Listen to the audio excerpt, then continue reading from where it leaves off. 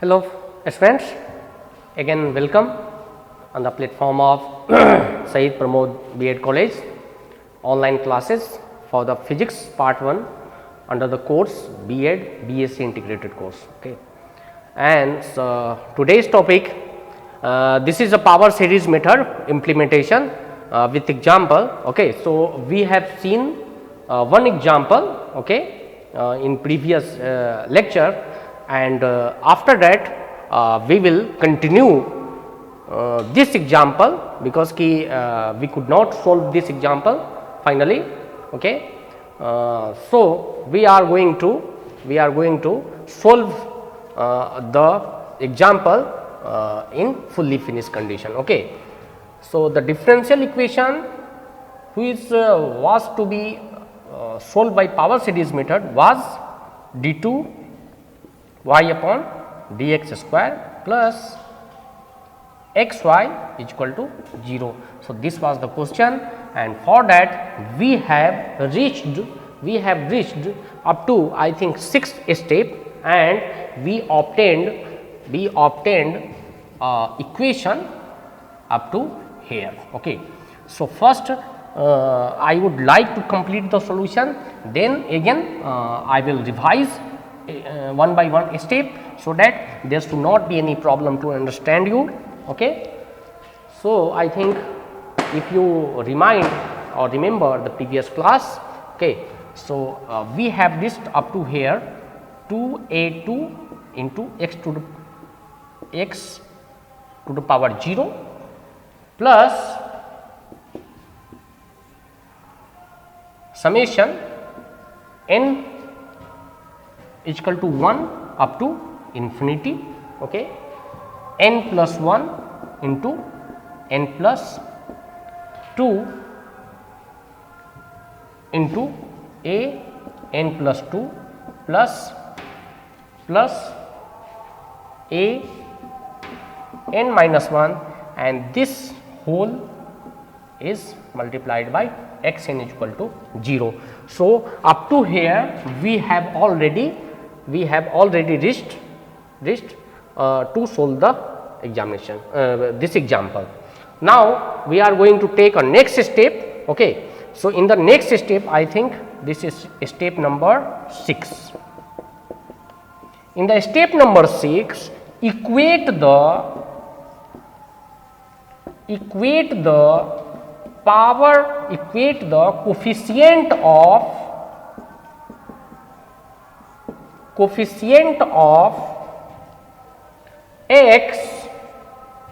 coefficient of x if it is present outside of the summation, यानी कि summation के outside x का अगर कोई भी फैक्टर है तो उसको किसके बराबर करना है, 0 के बराबर करना है. Equate the coefficient of x to 0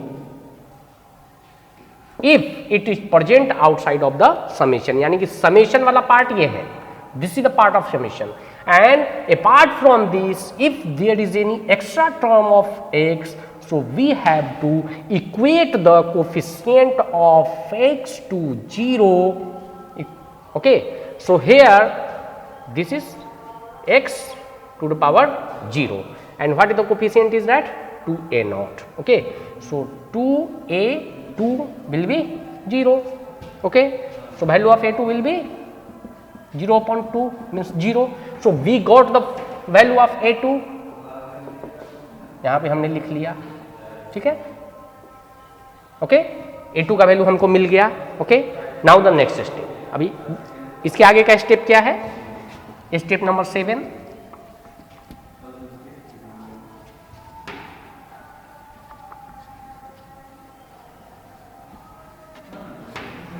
step number 7 है equate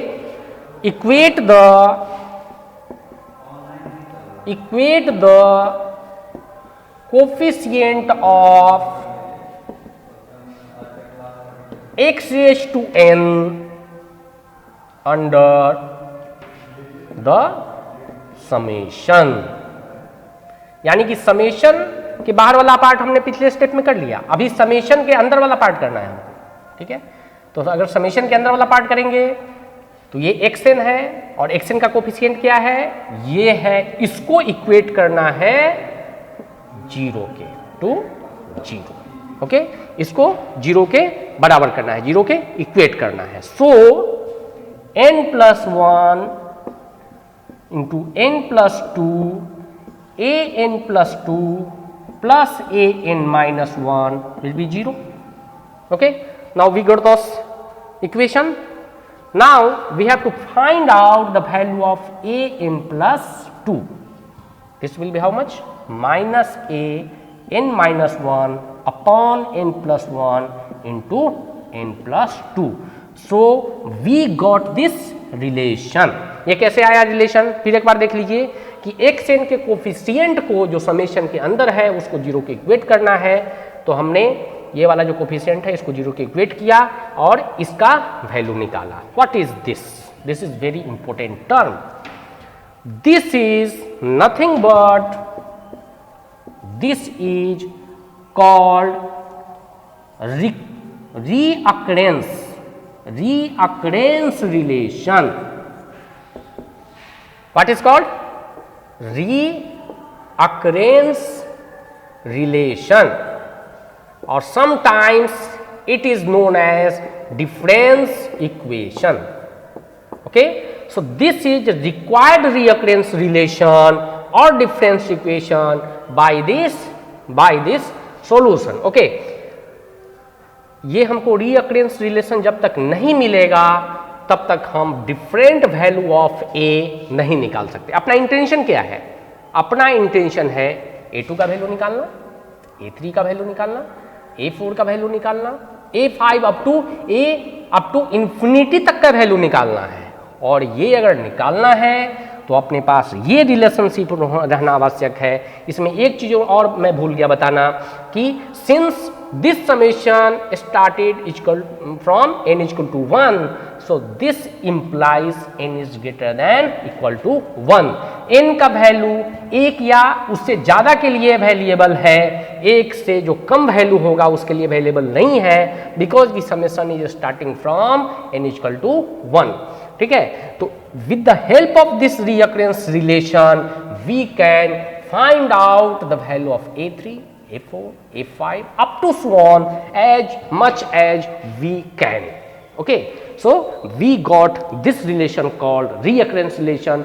In your examination there may be a question regarding this, what is reoccurrence relation, so you can write down reoccurrence relation। और यहाँ पे reoccurrence relation में एक चीज हमेशा ध्यान देना कि जो बड़ा पार्ट है that is n+2 उसको दिखाना है छोटे पार्ट के टर्म में। आपको बड़ा पार्ट यहाँ नहीं दिखाना है, छोटे पार्ट को दिखाना है इधर, ठीक है, और बड़ा पार्ट को इधर आपको अकेला रखना है। Okay, so you can write down reoccurrence relation is a relation by which you can find out n number of value of a by putting the value of n। ठीक है, तो आप ये एग्जामिनेशन में लिख भी सकते हैं।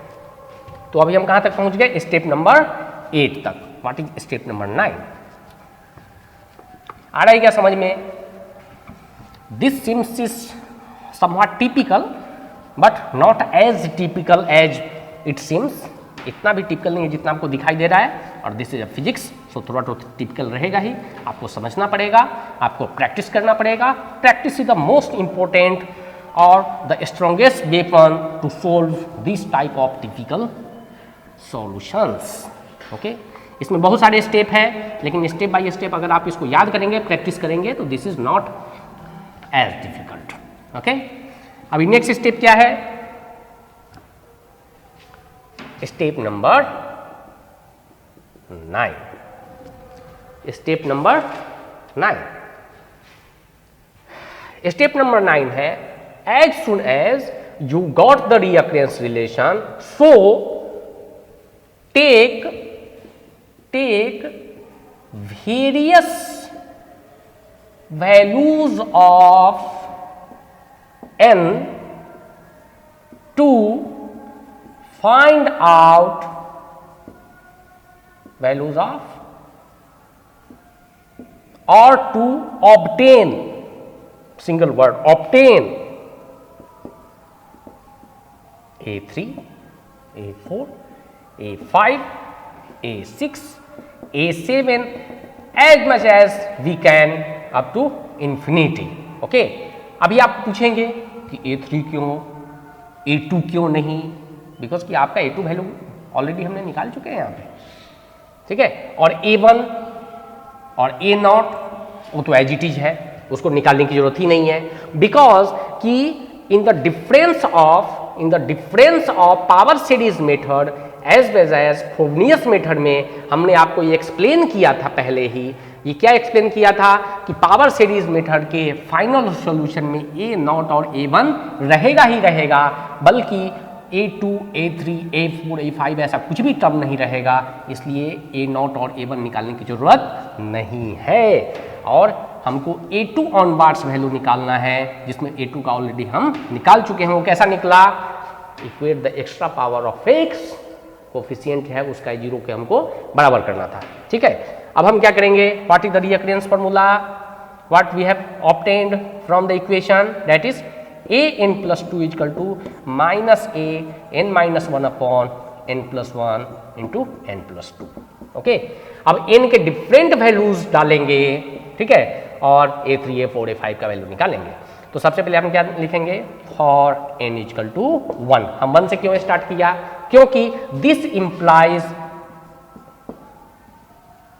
n is greater than 1, यानी कि n का वैल्यू हमको 1 या 1 से अधिक लेना है, because the summation starting value was 1, ठीक है। तो हमको 1 से स्टार्ट करना है, 0 से स्टार्ट नहीं कर सकते। तो 1 से स्टार्ट करेंगे, तो जहां जहां n है वहां पे हम क्या डालेंगे? 1, ठीक है। तो यहाँ पे क्या आ जाएगा? 1 plus 2 माइनस a 1 minus 1, यहाँ पे 0 plus 1 सॉरी 1 plus 1 1 plus 2, तो क्या हो जाएगा? A3, ये क्या हो जाएगा? माइनस A0 अपॉन 2 इंटू 3, यानी कि माइनस A0 अपॉन 6। किसका वैल्यू निकल गया? A3 का। आप यहाँ पे देख सकते हैं कि A3 का वैल्यू किसके टर्म में है? A0 के टर्म में। और अपना इक्वेशन सब किस में चाहिए? फाइनल A0 में। तो अभी अपना तो आ रहा है, फिर तो A3 का वैल्यू हम यहाँ पे लिख लेंगे, इसका हम बाद में यूज करने वाले हैं। तो A3 का वैल्यू कितना हो गया? Minus A0 upon 6। आप भी साइड में जब सॉल्यूशन करेंगे तो साइड में आप लिख सकते हैं, so that you can use it easily. Okay, अब ये हो गया n+1 के लिए। अब हम क्या करेंगे? n+2 के लिए करेंगे। जब यहाँ n+2 हो जाएगा तो यहाँ 2 हो जाएगा, यहाँ भी 2 हो जाएगा, जहाँ जहाँ पे n है वहाँ पे क्या हो जाएगा? 2 है। सो n will be replaced with 2। तो जब यहाँ पे 2 हो जाएगा तो ये क्या हो जाएगा? A4, ठीक है। और यहाँ पे हम क्या डालेंगे? 2, तो क्या हो जाएगा? A1, okay. और यहाँ पे क्या हो जाएगा? 2 + 1 यानी कि 3 और 2 + 2 यानी कि 4। So this value becomes minus A1 upon 12, minus A1 upon 12, ठीक है। यहाँ पे लिख लेंगे इसको माइनस A1 अपॉन 12। तो अभी कौन कौन सा वैल्यू निकल गया? A0, A1 अपने को मालूम था, A2 पहले निकाला था, अभी हमने A3 और A4 का वैल्यू निकाल लिया। अब क्या करेंगे? हम n का नेक्स्ट वैल्यू लेंगे।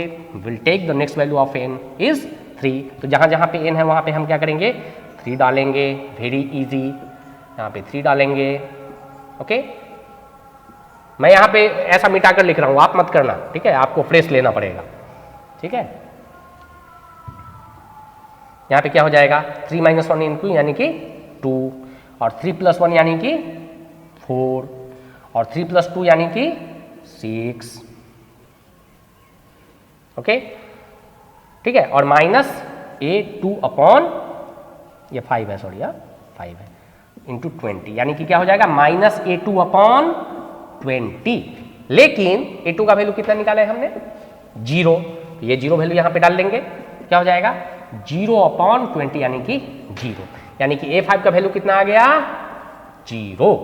Now we get A0, A1, A2, A3, A4, A5। A5 तक हम आ चुके हैं, A5 तक आ चुके हैं। अब किसका वैल्यू निकालना है? किसका वैल्यू निकालना है? A6 का। A6 का। कैसे निकालेंगे A6 का वैल्यू?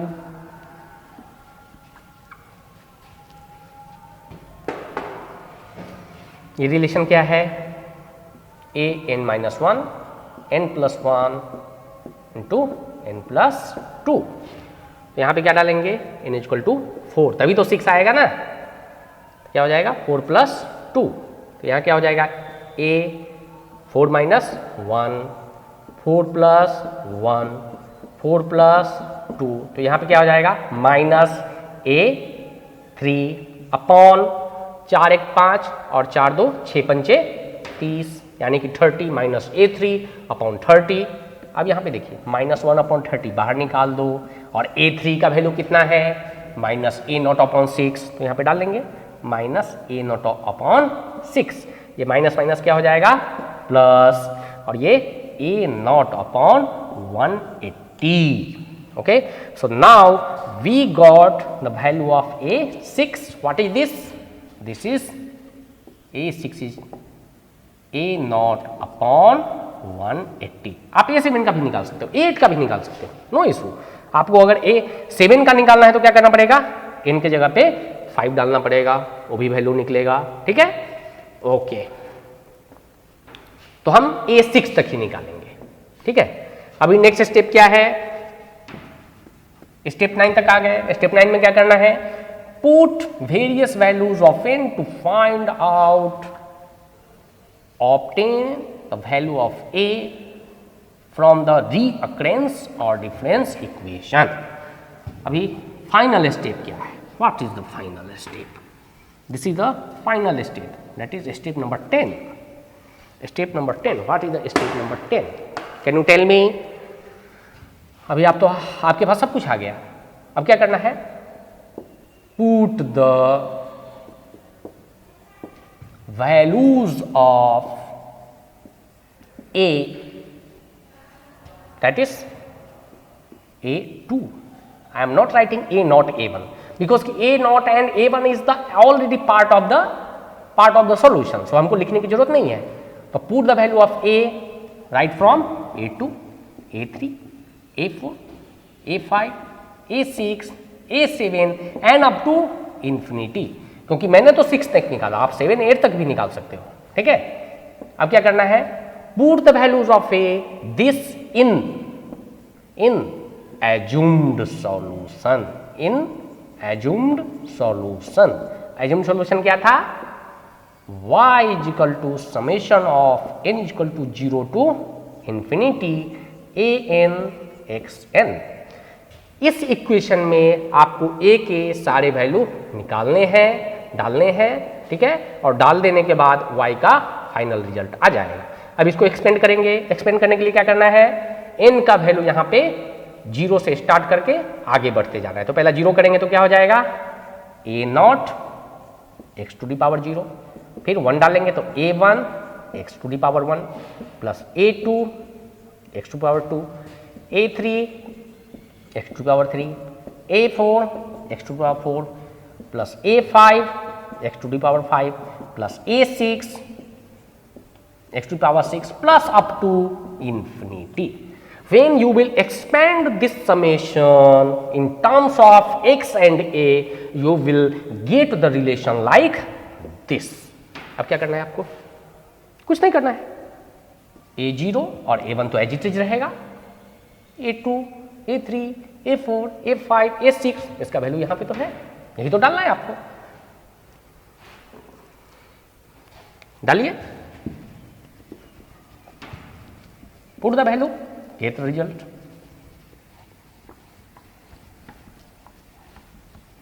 ये क्या हो जाएगा? देखिए, okay. So now the y will be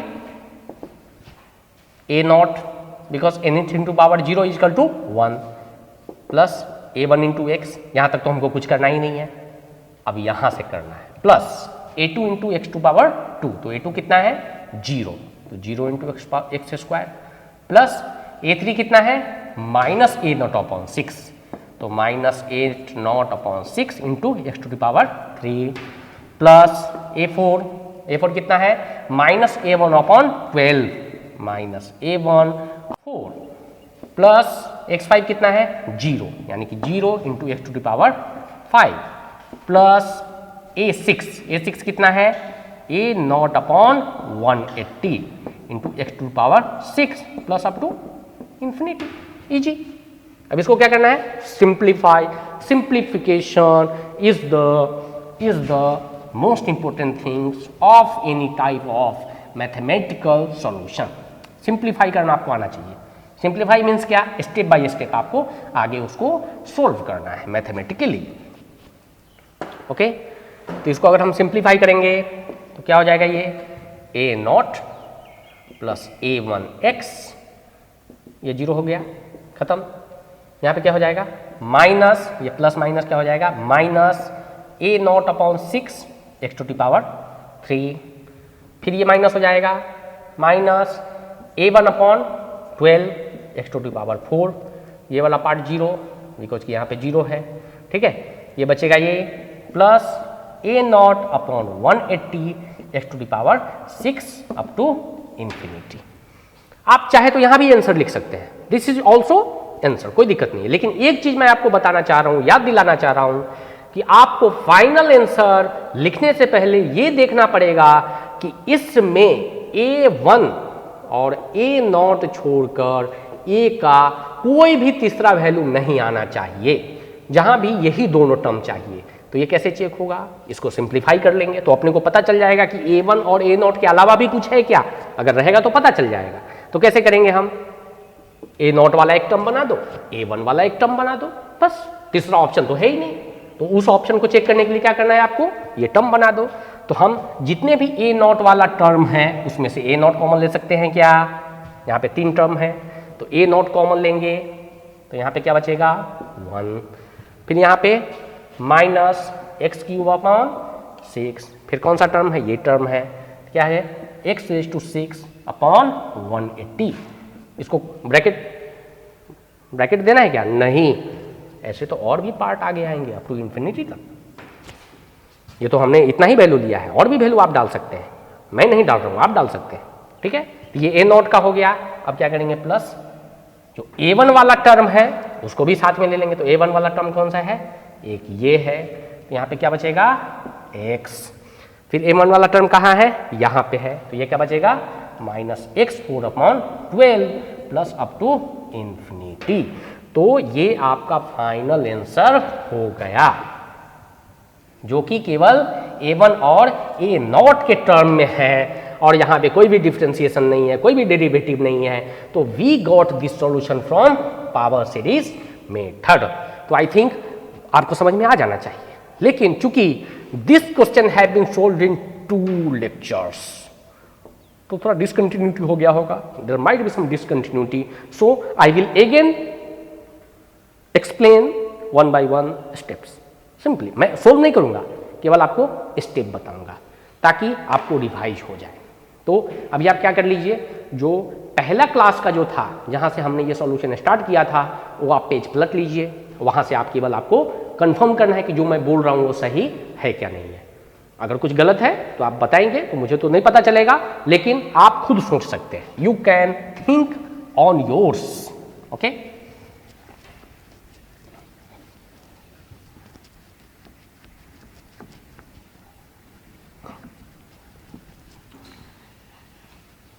ये थोड़ा क्वेश्चन लंबा है, ठीक है। जो पहला हमने क्वेश्चन डिराइव किया था of the basic differential equation, ठीक है, ठीक उसी के जैसा इसमें बहुत सारे स्टेप्स हैं, ओके। ये आपको जानना बहुत ज़रूरी है और आपको प्रैक्टिस करना पड़ेगा, ठीक है। ऐसा नहीं कि हमने बता दिया और आपने नोटबुक में लिख लिया, you have to practice on your own, ठीक है। जब तक आप खुद पे प्रैक्टिस नहीं करेंगे तब तक इसका कॉन्फिडेंस बिल्टअप नहीं होगा, ओके। तो अगर कोई भी इक्वेशन जो है, मैं आपको बता रहा हूं कि d2y upon dx square plus xy equal to 0, यही तो क्वेश्चन था। तो पावर सीरीज मेथड यूज करना है तो उसके लिए सबसे बेसिक चीज क्या चाहिए, 4 चीज, होमोजीनियस होना चाहिए, लीनियर डिफरेंशियल होना चाहिए, सेकेंड ऑर्डर होना चाहिए और मस्ट हैव वेरिएबल कोफिशिएंट होना चाहिए। ठीक है। तो ये होमोजीनियस है क्या? होमोजीनियस कैसा चेक करते हैं? अगर राइट हैंड साइड में 0 है और कोई भी x का टर्म नहीं है तो हम क्या बोल सकते हैं? ये होमोजीनियस इक्वेशन है। पहला ओके। दूसरा लीनियर डिफरेंशिएशन है बिकॉज कि y का जो मैक्सिमम पावर वो क्या है? 1 है। सेकेंड ऑर्डर है बिकॉज कि इसका जो डेरिवेटिव है मैक्सिमम वो क्या है? 2 है। और वेरिएबल कोफिशिएंट है, यहाँ पे x वेरिएबल कोफिशिएंट है। इसका मतलब ये चारों कंडीशन को फुलफिल कर रहा है। ठीक है। तो आपको क्या करना है? सिंपली इसका जो नॉर्मल इक्वेशन है उसके साथ कंपेयर करना है। क्या नॉर्मल इक्वेशन है इसका? P naught x d2y upon dx square. ये पहला स्टेप है। पहला स्टेप मतलब इसका फिजिबिलिटी चेक करना है। क्या? फिजिबिलिटी। फिजिबिलिटी मीन्स हमको आगे बढ़ना है कि नहीं। जैसे फिजिबिलिटी आपको चेक करना है, आपको रोटी और दाल खाना है तो दुकानदार के पास पहला ये देखना है कि भाई इसके पास रोटी दाल है कि नहीं, बस ये फिजिबिलिटी हुआ। अगर नहीं है तो हम जाकर क्या करेंगे? ठीक उसी तरह इस इक्वेशन को अगर इस मेथड से हमको सोल्व करना है तो पहला फिजिबिलिटी चेक करना है। तो फिजिबिलिटी चेक करने के लिए आपको 4 चीज चेक करने हैं। करेक्ट? वो चीज हमने चेक कर लिया। फिर आपको ये जो नॉर्मल इक्वेशन है उसके साथ क्या करना है? आपको कंपेयर करना है।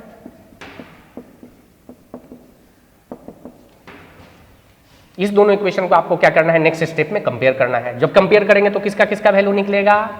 P नॉट x, P1x, फिर P2x, सॉरी यहाँ पे 2 है। ठीक है। इस तीनों का वैल्यू निकल जाएगा। कैसे निकलेगा? कंपेयर करके। इस इक्वेशन के साथ कंपेयर करेंगे तो P नॉट x का वैल्यू कितना है? 1 है। क्या है? 1 है। अब क्या करना है आपको नेक्स्ट पॉइंट में? अगर आप रिमेंबर करेंगे तो आपको ऑर्डिनरी पॉइंट चेक करना है। ऑर्डिनरी पॉइंट इसका है कि नहीं है। ठीक है। तो इस क्वेश्चन में ये तो नहीं दिया हुआ है कि कौन से पॉइंट पे चेक करना है। अगर ऐसा नहीं दिया हुआ है तो आपको एज्यूम करना है कि ordinary point is equal to 0। x equal to 0 पे ये चेक करना है कि ये इसका ऑर्डिनरी पॉइंट है क्या नहीं। When you will put x equal to 0 in P naught x, value will be 1 because there is no term of x in P naught x. Okay? इसका मतलब है कि P naught x is not equal to 0. इसका मतलब है कि x equal to 0 जो हमने assume किया था is an ordinary point for this equation. इसका मतलब ये है कि जब हमको ये चीज पता चल गया कि x equal to 0 is an ordinary point, इसका मतलब कि we can solve this equation by power series method. अगर ये रेगुलर सिंगुलर पॉइंट होता, अगर ये सिंगुलर पॉइंट या रेगुलर सिंगुलर पॉइंट होता तो हमको पावर सीरीज मेथड यूज नहीं करने आता। हम ये पावर सीरीज मेथड यूज नहीं कर सकते थे। उसके लिए हम आपको फ्रोबनियस मेथड के थ्रू इसको सोल्व करते। स्टेप बाय स्टेप आप ध्यान दीजिए, एक एक कंडीशन चेक कर रहे हैं। ठीक है।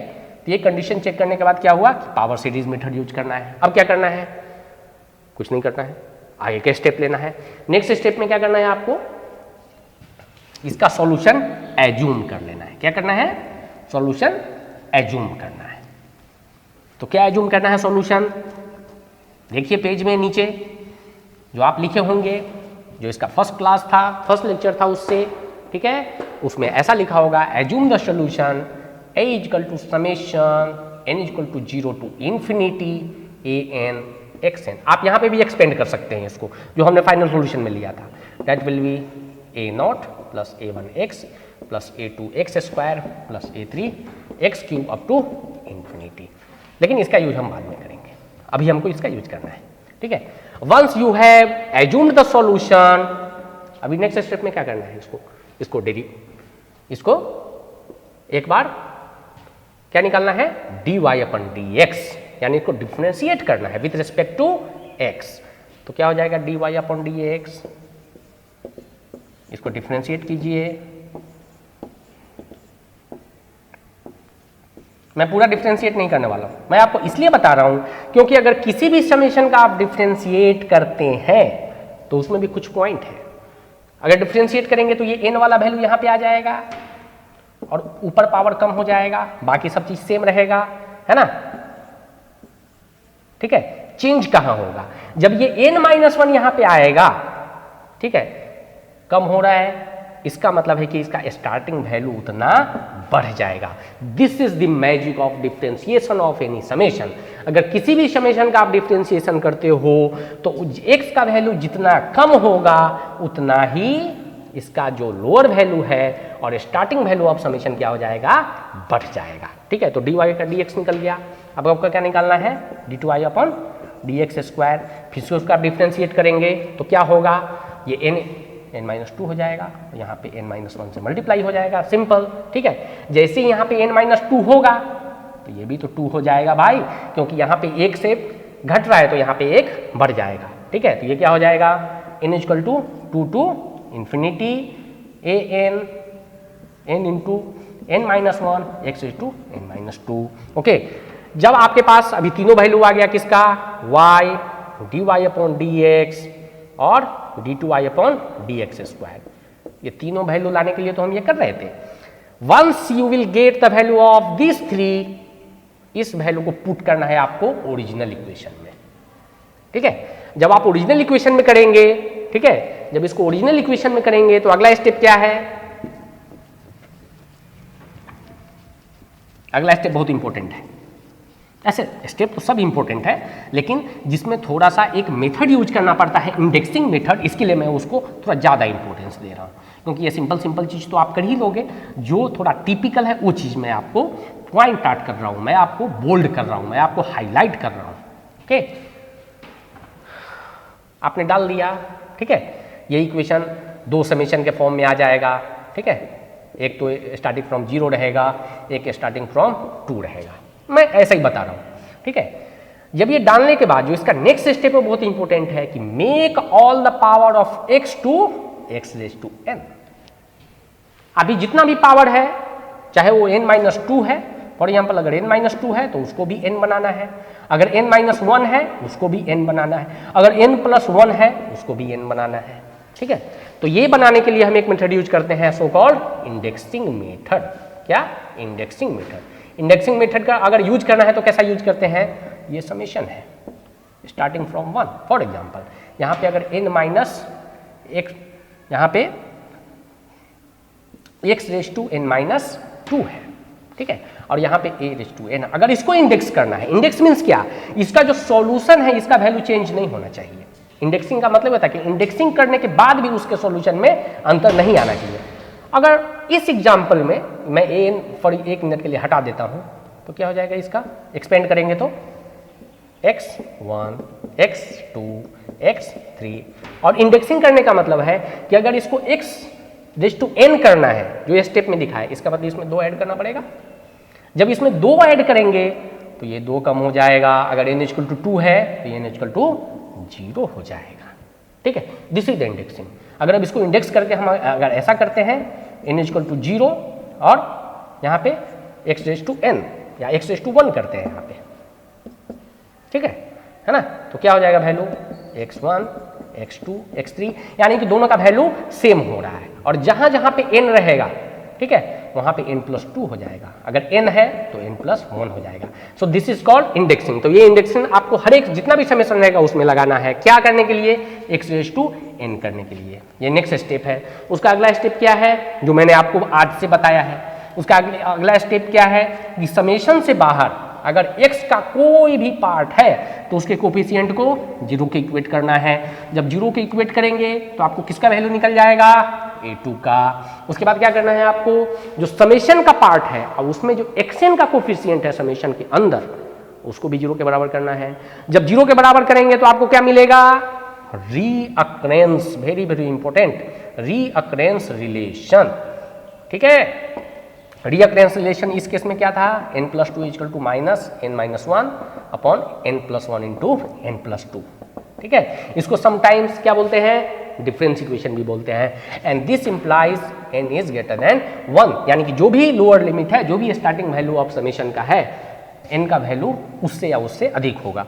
इस रीअक्रेंस रिलेशन का यूज करके नेक्स्ट स्टेप में क्या करना है आपको, वेरियस वैल्यू पे a तो निकालना है, a3, a4, a5, a6। कैसे निकलेगा, इनके जगह पे 1 के बाद से रखना है। यहां पे ध्यान दीजिए, 1 के बाद से, 0 नहीं डाल सकते, 1। अगर यहां पे 2 रहेगा तो 2 के बाद डालना है, तो 1 2 3 4 5 डालोगे तो आपको ये वैल्यू निकल जाएगा, ठीक है। और वन इंपॉर्टेंट थिंग कि आपका जो फाइनल सॉल्यूशन होगा उसमें दो ही टर्म रहेगा, A0 और A0। तो जो भी आपका A3, A4, A5, A6, A7 का वैल्यू जो भी आएगा वो कन्वर्ट होकर इसी टर्म में आना चाहिए, या आपको कंफर्म करना है। फिर जब ये एक बार वैल्यू निकल जाएगा उसके बाद जो आपने एज्यूम किया था solution y equal to summation of this, ठीक है, उसको एक्सपेंड करना है। एक्सपेंड करके उसमें क्या करना है, वैल्यू डाल देना है A1 का, A2 का, A3 का, ठीक है। उसके बाद क्या करना है आपको, A0 का टर्म एक साथ कर देना है, A1 का टर्म एक साथ कर देना है, और ऐसा करके आपको फाइनल सॉल्यूशन मिल जाएगा। तो अभी मैंने आपको 2 बार बता दिया, कितना बार बता दिया, 2 बार बता दिया। तो अभी तो हमको नहीं लग रहा है कि कुछ कंफ्यूजन है, ठीक है। तो now this question is also one of your assignment, okay. अभी तक तो कहानी चल रहा था, अभी आपको चेकआउट करना है। तो ये जो क्वेश्चन है, ठीक है, इसको आप लिख लीजिए, फाइंड आउट और solve following equation by power series method, ठीक है। वो क्या क्वेश्चन है, d2y upon dx square plus xy equal to 0, और इसका सॉल्यूशन आपको सोल्व करके जितने भी फोटोग्राफ हो गए 1 2 3 4 पेज नंबर लिख करके आपको कॉलेज के मैनेजमेंट पे जो व्हाट्सएप नंबर है उस पर आपको शेयर करना है, so that I could check out whether you are watching this video seriously और not, okay. So this will be one of your assignment. तो जब भी सबमिशन होगा तो I will check out, although at the end of this chapter I will give you another questions also, but this question is fixed for your assignment, okay. So that's it from today's class, and by tomorrow we will see the another part that is called Legendre method, this another method, okay. And for today's, that's it from today's class, and in case of any queries you can give me or you can ask me in the comment section, you will be given appropriate answer. Thank you very much, okay.